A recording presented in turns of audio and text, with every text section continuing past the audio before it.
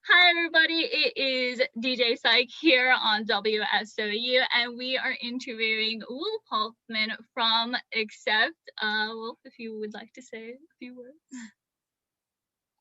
Yeah, hi everybody. Nice to be with you. Yeah, things are certainly crazy these days, but I'm glad we can still talk over the, phone, or in this case over Zoom. It all works. But yeah, I'm so glad to interview you. This is very exciting for me. You recently released a new album, your 16th studio album, in fact, with Accept. If you could Can you believe it? Yeah. oh, that's crazy. Some people can't even make it past but you got 16. If you could tell us about that album and what it means to you. Well, it's another chapter in our life, really. I mean, album number 16, I would have never imagined we get this far in our musical career when we started all these many years ago, but here we are, and I'm very proud of it. I think it turned out to be fantastic. And I think it's an album that's full of pleasant surprises. It's got a lot of variety, a lot of really cool songs on there. And I think it's got a lot of fresh energy. And then quoting other people who have told me that, because for me, it's really hard to judge my own stuff and be objective. Of course, as you can imagine, when you're that close to your own stuff, it's really, I mean, it all means a lot to me, but really the big question is, what does it mean to other people, and how is it received out there? And so far I can tell you it's been received fantastic. Yeah, A lot of people say this is probably the best of the last 5 albums, because really it's almost a new era now that we have Mark Tonillo in the band for the last 10 years. So this is almost like a new chapter. And out of those, a lot of people seem to think this brand new album is the best of them all. it's a really good sound. The lyrics are so clean and the vocals are like you can really hear it, which is different from a lot of music nowadays. On Vintage 80s, we do get people calling up that they don't do music like they used to, but obviously Accept still has it going and it's really great. Off the album To Mean to Die, The Undertaker is currently the most streamed. Why do you think that is? Really, is it? Wow, very cool. Makes me happy.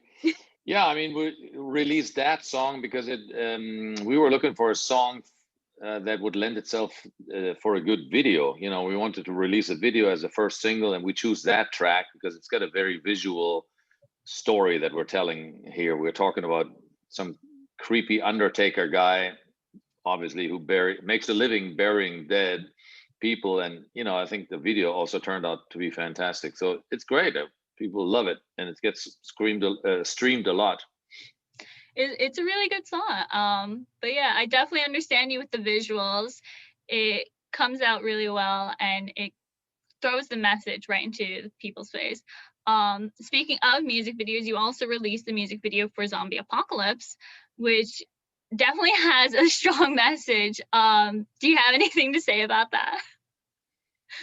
Yeah, this is what they call well, it's not really a lyric video, but it's really a video that wasn't filmed. It was just put together by a digital artist. But I like it, and it really brings across the message that we're trying to say in the song, because it's really a song, or the lyrics are really not about zombies, Walking Dead. It's really about people being addicted to their technology nowadays and stumbling down the streets with their cell phone in hands, looking a bit like zombies, because it's really sometimes what it feels like. And I think I'm actually one of them. I probably do it too. It's just like, I think we're all, hooked to these, oops, we can't even see it here, there, to these, iPhones and what we all have. And yeah, it's crazy, but it's an interesting thought. But first and foremost, it's a cool riffing metal song. That's, not every song is about the lyrics first. A lot of songs are about the music first, and then obviously we want to have cool lyrics as well. Speaking of cool lyrics, lyrically, like all these songs definitely have that deep meaning. And I know you've discussed To Mean to Die before, but which song do you think had like the most meaning to you personally? maybe the ballad that we have on this album. It's called "The Best Is Yet to Come," because it's really a sort of a personal message or motto of mine. It means a lot to me because I actually do think the future is bright and the best might be still out there. It sounds like a cliche thing to say, but it really, that's how I live my life. And also, especially as an artist, I think you have to say to yourself, or you should, that you haven't done the best work yet. The best is yet to come. I still believe there might be better stuff in the future. The best Accept show hasn't maybe been played yet, or the best Accept song hasn't been written or performed yet. So I think you have to challenge yourself, and that kind of keeps me motivated and moving forward. And yeah, so that song is probably the one that I would pick that has the most meaning to me personally. No, that makes sense. The way you describe it, it really does seem that way. And that motto is a great way to live too. So I hope more people live like that. How was it like recording during the pandemic? I know that you had to put a halt to it in the beginning, but you ended up coming out with such a great album. Yeah, the scheduling was a little awkward because we initially we thought we would be touring most of last year, 2020. So we started recording early in the year to just get some songs under our belt to record what we had, because not all the songs had been written at that point yet, but we figured we record what we can. And that was in March. And right around that time, if you remember, is when all that COVID stuff got out of control and got really intense. So, and it was quite obvious pretty soon that we couldn't go on tour as planned, and all touring was canceled, which was good for the album because we could at least work on that. But the awkward thing was we couldn't travel anymore, and it meant our producer from Andy Sneap couldn't come from England to us in Nashville. We were all based in Nashville in a studio there, and wanted to record, and he couldn't come to us. So the only way we could make it work is by an online connection, pretty much like we are doing right now. So it was remote produced from far away, at least some of the songs. But luckily, it was only a few songs that we had to do this with.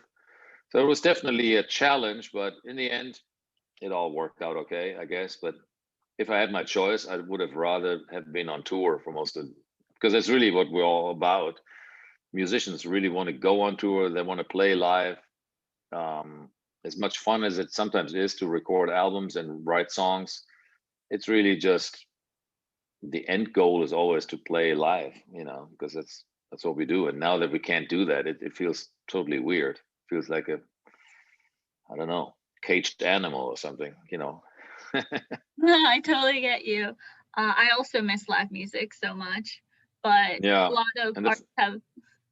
well, that's the thing. Everybody is getting antsy for these things to resume, and we decided to release this album because of that. Because we thought, everybody's sitting at home, we got nothing to do, waiting for shows to happen one day. But at least here we are releasing the album. People can enjoy it in their house in quarantine, and just until we get ready to go out on the road again. But at least it's something. At least the new songs are out and people can enjoy them now.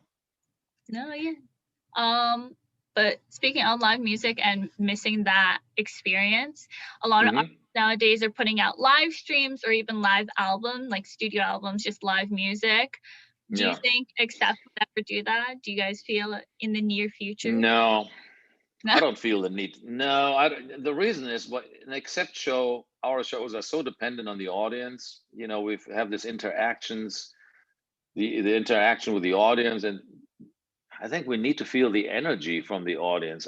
I cannot imagine playing, like being on a sound stage and playing just to a bunch of cameras and imagining people out there online. I mean, it's not the same thing, is it?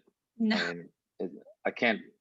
I mean, how would this even work? There wouldn't be any response. The song finishes and it's dead quiet. And do you pipe in some fake applause, or I don't know how this would work. I don't think this is the right thing to do for a show like ours.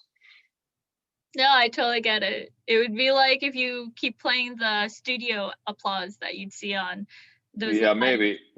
Yeah, maybe the game show applause, the laughter and all that. But I don't think. No, I mean seriously, I don't think this is something I would want to do. And likewise for the audience, I can't imagine it's an experience that's anywhere near to what it is like being in a proper live show.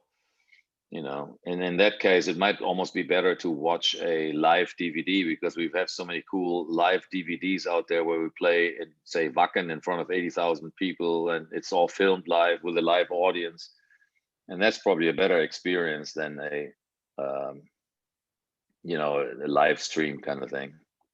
Yeah, I think. I don't know, but I'd rather wait. I agree with you. A live stream sometimes gets a little boring. Like you get to see the artist, but you don't really get to see them. But at least if you're listening to a CD and you know it's filmed in front of a live audience, you really get that energy going. Yeah. Yep, exactly. So Well, you have discussed why it's called Too Mean to Die, especially during the pandemic right now. You didn't mean it seriously, but what did you think of the cover art? Did you have any input in it, and what does that? yeah, I mean, of course. I mean, we always have input in everything nowadays. I mean, I just thought of the title because it felt like a cool saying in the midst of all this pandemic paranoia and all the craziness that was going on. I mean, I'm taking it seriously. I mean, I think it's a serious problem. Don't get me wrong. I don't think it's just paranoia. So, but I didn't, at the same time, we didn't really want to write an album that's dealing or addressing the Corona situation directly, because we've already had a song called Pandemic in the past, which is quite well known. And, the last album was called The Rise of Chaos, and all that is still relevant today. So we didn't really want to talk about Corona on this album, but the saying "too mean to die" seemed like a fun statement to make in these crazy times. And we're just pretending we're, I don't know, German robots that can't be killed, or, creatures, metallic creatures like that snake. And, it's just a visual image. It seemed to be very metal-like, and seemed to have, we also wanted a cover this time that's very simple and iconic. We've had some of those in the past, and they've always worked well for us. Something that you can remember easily, and that you can use for t-shirt art and that sort of thing. That's why the idea of a snake came to mind. Yeah, it's a really cool drawing. I really enjoy it. It's cool, isn't it? Yeah, I like it too. So far in 2021, it might be one of my favorite album arts. Oh, cool. There hasn't been that much music released, but it's definitely gonna stay top. I like the simplicity of it too. Yeah, well, the year is young. We'll see what else is out there this year, and you can still. So this is your 16th album, and like you said, the year is young. How do you think Accept's music has changed over the years from your first album in 1979? Well, obviously it has evolved, and I think it has matured, but I don't really think it has ever, at least not in these last, I don't know, 10 albums or something. I don't think it has fundamentally changed, and it's not supposed to ever really change these days, to be honest. It's just, the idea is to get better without being different.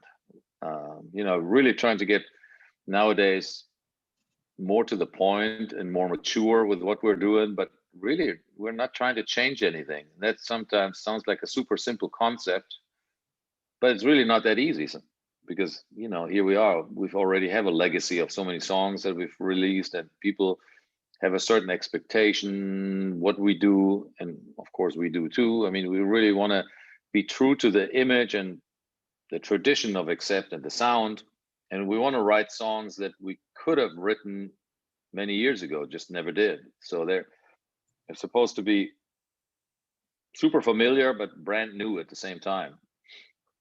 Does it make sense? Yeah. I think a lot of your listeners really get that, because when they listen to your music, they get that 80s nostalgia that they miss, because music is always evolving, and metal has evolved throughout the years. Since you've experienced it from the 80s, where metal was like huge, to nowadays where it's more of a subgenre in popular media, but still has a great following. How do you think that has changed? Yeah, I mean, there's so many subgenres out, and metal is such a huge word now. It means so many different things to people. I mean, I see it always at these festivals that we often do in Europe or worldwide, really, where there's, it's a metal festival, but I cannot hardly identify myself with any of the bands anymore. I mean, I feel sometimes like, yeah, I'm almost like, I don't know, old fashioned in a way compared to some of these guys out there. Some of them don't even have melodies anymore. Some do the shouting only vocals where there's more of a noise effect than a really melody. And that's all cool. And some people do more the industrial stuff. There's death metal, all these different genres, and it's all called metal. But I think we definitely see ourselves more as a song-based, old-fashioned, traditional 80s style metal band who still have choruses and sing along melodies and these sort of things that, a more melodic approach. So, but it's definitely, yeah, we're somewhat old fashioned in that sense. And I think that's what people like about us because, you know, this is who we are. And we don't ever really need or want to change. We want to give the fans what they like, what they expect from a band from us. I think you're doing a great job. The listeners here love Accept. We have one listener all the time will request Balls to the Walls 24/7. So that's his favorite song. Thank you. Like you went to festivals and you've seen the newer metal bands. Mm-hmm. Can you hear it, whether lyrically or musically, the bands that might have looked up to you growing up?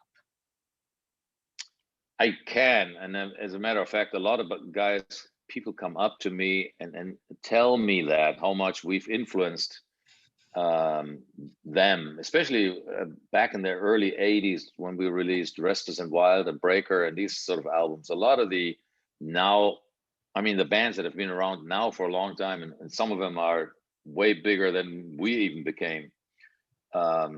And they tell me they've listened to Accept early on. I'm not going to mention any names because I'm not a name dropper kind of guy, but there's some really big acts out there that say, well, man, when I listened to Balls to the Wall, Restless and Wild or Breaker, it really changed everything for me. And I became a musician because of it. And, they all have their own personal story, but it's really moving a lot of times. And it really means a lot to me when I can say that we have, being that little band from Germany back then influenced other people around the globe. That's amazing. I mean, it's awesome. It's an awesome feeling. It makes me very proud and happy.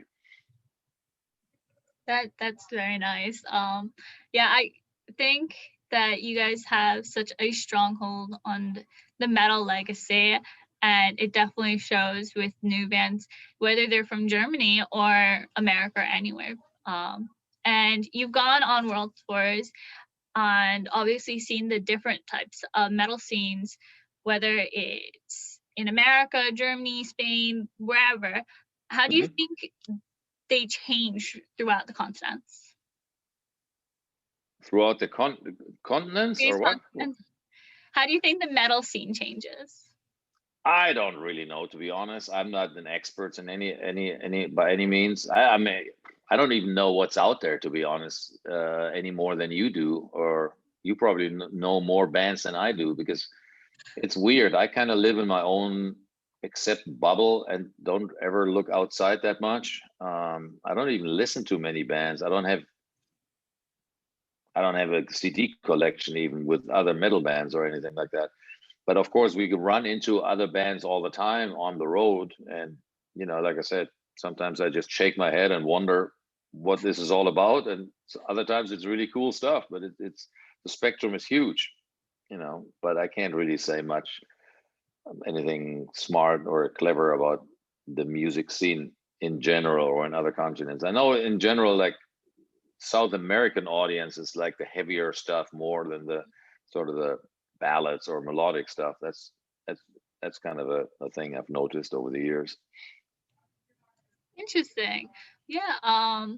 I've traveled to a bunch of different countries, and it's always great to see a metal scene anywhere that I go.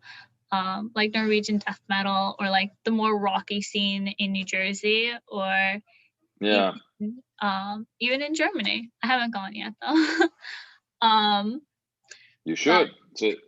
There's a huge metal scene in Germany now. I mean, it's crazy, but yeah, it's great to see it how it all turned around. It all changed a little bit over the years. I remember in the '80s, America, the US, that was the market where you had to make it or break it, and everybody from Europe tried to get a foothold in America and be successful in America, and we did too with the song "Balls to the Wall." We got signed worldwide, got our first record deal worldwide, and that was the time of MTV, and we came to the States and toured for months at a time, and then we're really coming back to Germany and we were received with open arms because we had proved ourselves in America.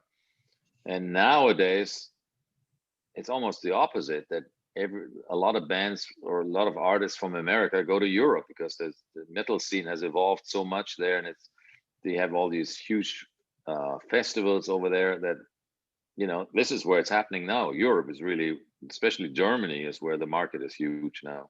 It's crazy. yeah, Germany has produced some really great bands. I totally see where you're coming from. And Um, Scandinavia too. I mean, so yeah, Scandinavia and Germany are probably the markets, or yeah.